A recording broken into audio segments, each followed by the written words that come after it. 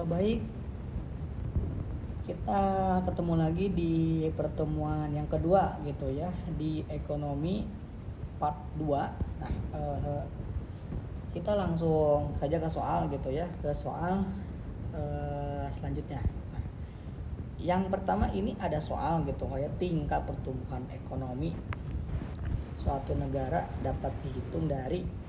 Nah, dengan meningkatnya sebuah negara khususnya dari pertumbuhan yang yang meningkat dari hal di ekonominya ini, biasanya sangat erat kaitannya dengan banyaknya jumlah atau jasa yang dikeluarkan oleh negara tersebut gitu ya. Maka jawaban nomor 1 ini adalah dengan dihitung dari pertambahannya jumlah barang atau jasa yang dikelola oleh negara. Nah, yang selanjutnya ini adalah membahas tentang manajemen gitu ya, memimpin organisasi secara keseluruhan dan memimpin para manajer agar membentuk tim kerja yang baik merupakan tugas. Nah, kalau misalnya kita memilih A, ini jelas salah gitu ya, karena ini manajer di lini pertama gitu, dan ini posisinya tidak di puncak gitu. Nah, yang B ini adalah jawaban yang betul gitu kayak, karena ini manajer puncak atau yang paling tinggi. Kalau misalnya di auditor ini adalah pengawas atau pengontrol dari sebuah organisasi atau perusahaan gitu. Nah, dan yang D ini adalah karyawan. Nah, dan untuk nomor 2 ini jawabannya yaitu B gitu ya. Nah, ini kurvanya. Nah, ini yang B, ini yang A, ini yang C, dan ini yang D gitu ya. Nah, yang selanjutnya adalah di bawah ini jenis badan usaha menurut lapangan usaha. Ingat, ini lapangan usaha berarti ini berbicara tentang hasil yang dibuat gitu ya, atau fokus kepada apa yang sedang dikerjakan. Nah, kalau melihat dari lapangan usahanya ini, yang manufaktur ini benar, di perdagangan ini jelas benar. Nah, dan ini di agraris pun ini benar gitu. Nah, jadi yang B sampai D ini adalah benar, kecuali, ingat ini soalnya adalah kecuali, berarti yang bukan jenis badan usaha menurut lapangan usaha, yaitu berarti yang A gitu ya, karena si PT ini adalah jenis badan usaha menurut badan hukum gitu ya, bukan menurut lapangan usahanya gitu. Nah, dan yang keempat adalah soal akuntansi khususnya untuk jurnal penutup gitu ya. Nah, perlu diketahui kalau misalnya laba dalam akuntansi ini, kalau misalnya ditutup ini, berarti si labanya ini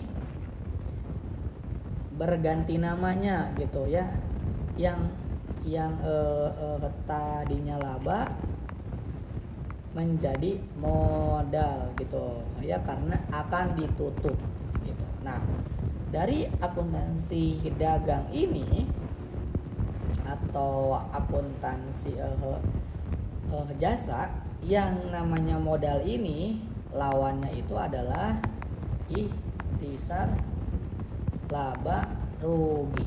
Nah, masalahnya apakah si modal ini posisinya di debit atau di kredit gitu.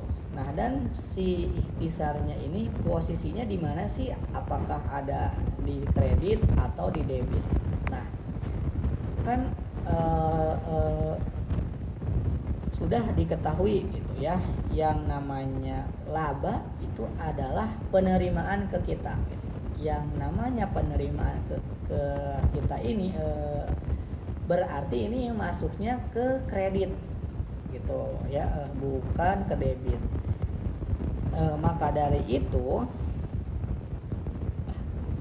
jawaban yang benarnya ini adalah si modalnya di kredit dan si ikhtisar laba ruginya ini di debit gitu ya.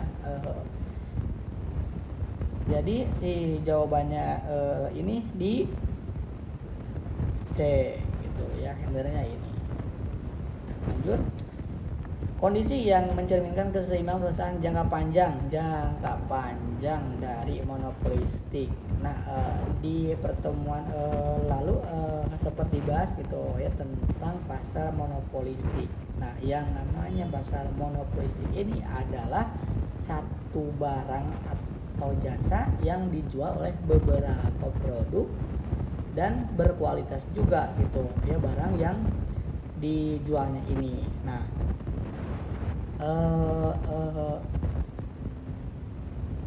dalam menjawab pertanyaan ini, apabila keseimbangan yang namanya keseimbangan ini berarti ada stabil gitu ya. Nah, secara jangka panjang kita lihat nggak, harga lebih tinggi dari biaya peluang dan ini tentunya salah gitu ya. Harga sama dengan penerimaan marginal ini juga salah gitu ya, karena ini lebih condong ke jangka pendeknya gitu. Yang C ini adalah perusahaan memperoleh laba normal. Nah, dan ini adalah jawaban yang benar gitu ya, karena secara jangka panjang kan ini melihatnya itu adalah di kestabilan penerimaan gitu ya secara jangka panjang. Nah, sedangkan yang D ini menghadapi resiko yang besar ini tidak hanya didapatkan di pasar monopolistik saja gitu ya, di pasar monopoli juga itu sangat bisa banget untuk mendapatkan resiko yang besar gitu ya. Nah, jadi jawaban nomor 5 ini adalah di C. Nah, lanjut, ini ada soal berhubungan dengan jurnal untuk pencatat pemberian jasa kepada konsumen secara kredit. Nah, adalah yang namanya memberikan jasa kepada pelanggan ini, dari ngelihat dari si kacamata yang memberikan jasa ini berarti masuknya adalah piutang gitu ya. Sedangkan kalau misalnya dilihat dari kacamata si pelanggan ini jatuhnya ke hutang gitu. Nah, jadi berarti si jurnalnya ini adalah piutangnya di debit gitu ya, karena ini masih mengambang gitu ya, maksudnya karena belum dibayar, jadi ini masuknya ke piutang yang di debit, dan si pendapatan si perusahaan ini yang di kredit gitu ya, pendapatan di kredit. Berarti jawaban yang benar ini nomor 6 adalah di B gitu ya. Dan jurnal penyesuaian digunakan untuk, nah, yang namanya penyesuaian yaitu untuk menyesuaikan apakah ada si angka yang beda atau si angka yang sama. Nah, yang A ini jelas salah gitu. Ya karena yang dimaksud dengan menutup ini berarti lebih ke jurnal penutup gitu. Nah, si A, si C ini salah. Nah, nah, sedangkan yang B ini yang namanya menyesuaikan kas dan meminimalkan. Nah, kita perlu tahu bahwa yang namanya kas ini sifatnya tetap gitu ya.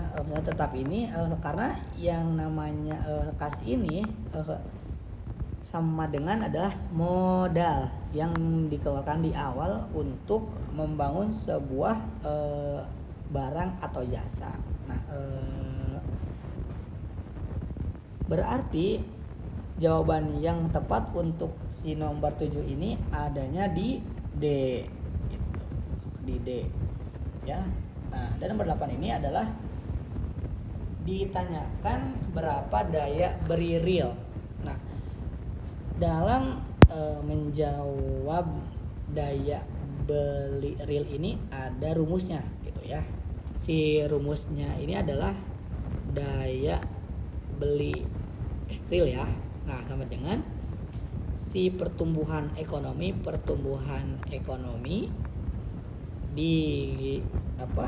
dibagi pertambahan penduduk. Berarti dari soal ini kita bisa diketahui gitu ya bahwa daya beli realnya ini sebesar 629% dibagi 1,5% gitu ya. Jawabannya ini adalah yang 4,19 gitu ya.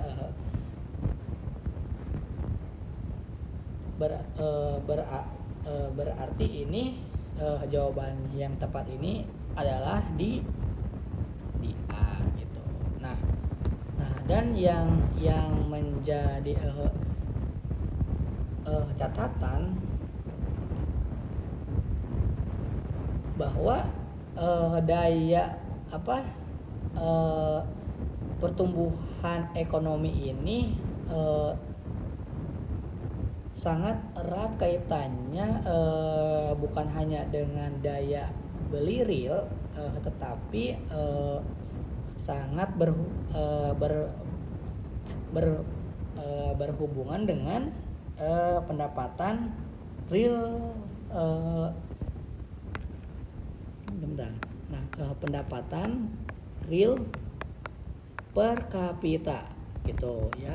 Nah, kalau misalnya tadi yang real daya beli ini si rumusnya adalah si PE dibagi PP.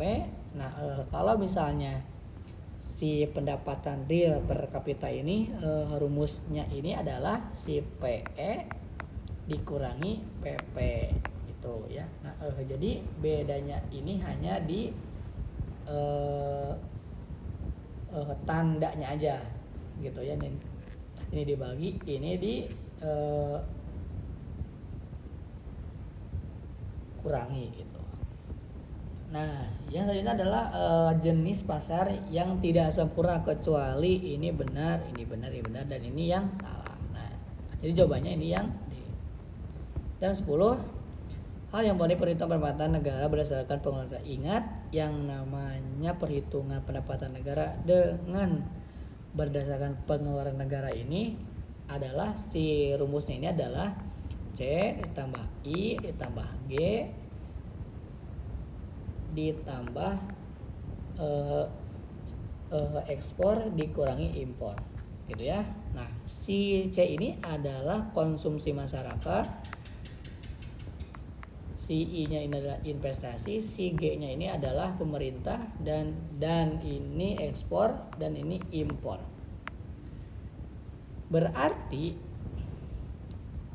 yang A ini benar gitu ya, karena ini dan ini masuk, isinya di sini masuk. Berarti ini yang A benar, yang B ini salah gitu kayak karena ada tabungannya. Yang C juga salah gitu kayak karena ada PPN. Yang D ini pun salah gitu ya. Nah ini salah. Nah mungkin cukup sekian untuk pertemuan yang kedua gitu ya.